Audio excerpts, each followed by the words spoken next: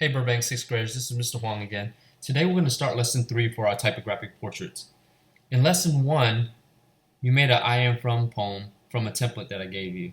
In lesson 2, we made a simple line drawing of ourselves. Now, in front of me, I have lesson 2 completed.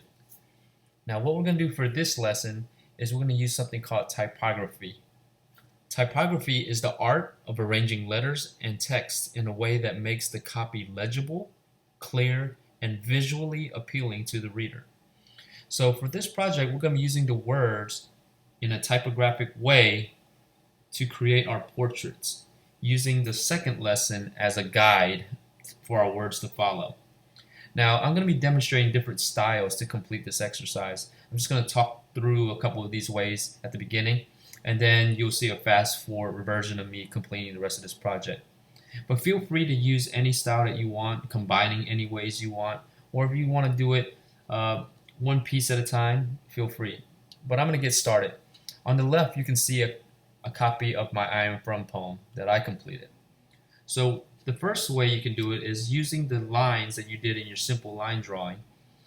Is you can use these as simple guides to just simply write your words from your poem to follow these lines. So my first line is I am from my washer. So I can start right here and just say I am from my washer.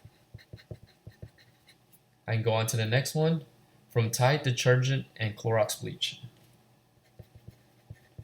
From Tide detergent and Clorox bleach. Now notice I'm doing everything in pencil because you may need to make adjustments along the way during this part of the lesson. Try not to use anything that you cannot erase because it's such a big project. You don't want to happen to make a mistake that you can't fix and ruin all the work that you've done to this point. So make sure I'm using a pencil right now with an eraser. So use any drawing instrument that you can erase during this lesson. I'm going to keep going. Now I'm going to actually change the style just so you can see different ways you can complete this project. So first, I just simply followed the lines, but you can also fill in spaces with words from your poem. So I'll go on to the third line of my poem and use it to fill in the hair portion of my project. So it says, I am from the cluttered laundry baskets. So I can turn my paper and I can use I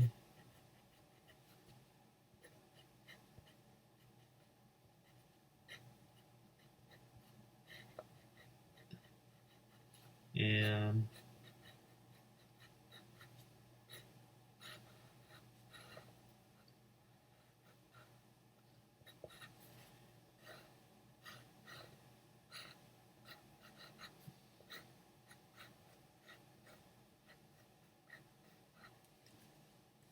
from the cluttered laundry baskets from.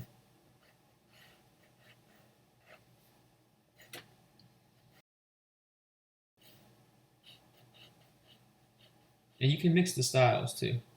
From the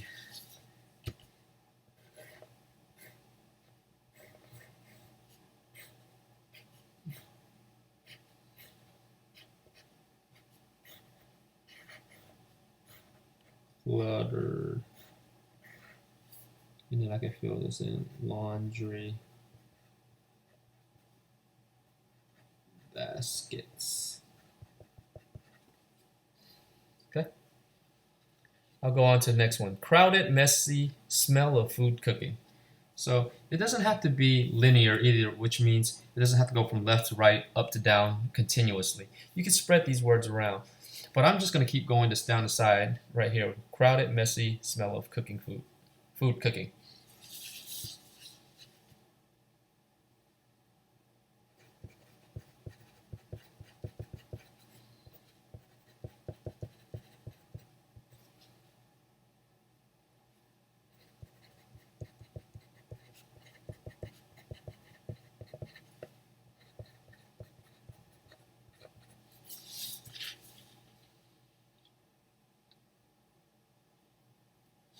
Now, I'm just going to go ahead and quickly demonstrate filling out the rest of this.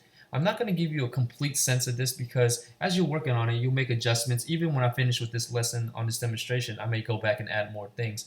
So I just want you to see how I'm going to use these lines as guides to help fill out the rest of this picture using typography.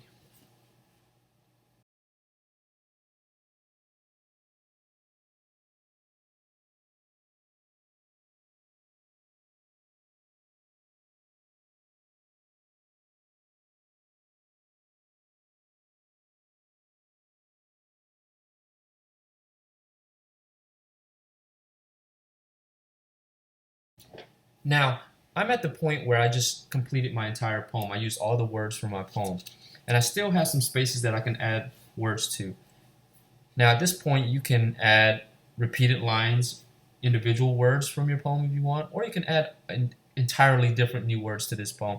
Words that describe you, your name, or it could be numbers or things that are significant that you can just start filling it in if you have empty spaces. So I'm going to just add some more details to mine, but this is where we're going to stop for lesson 3. Just making sure you use your words in an appealing way that's clear and legible. That means you can be able to read the words also. Okay, so I'm just going to add some more details to this right now with some words outside of my poem.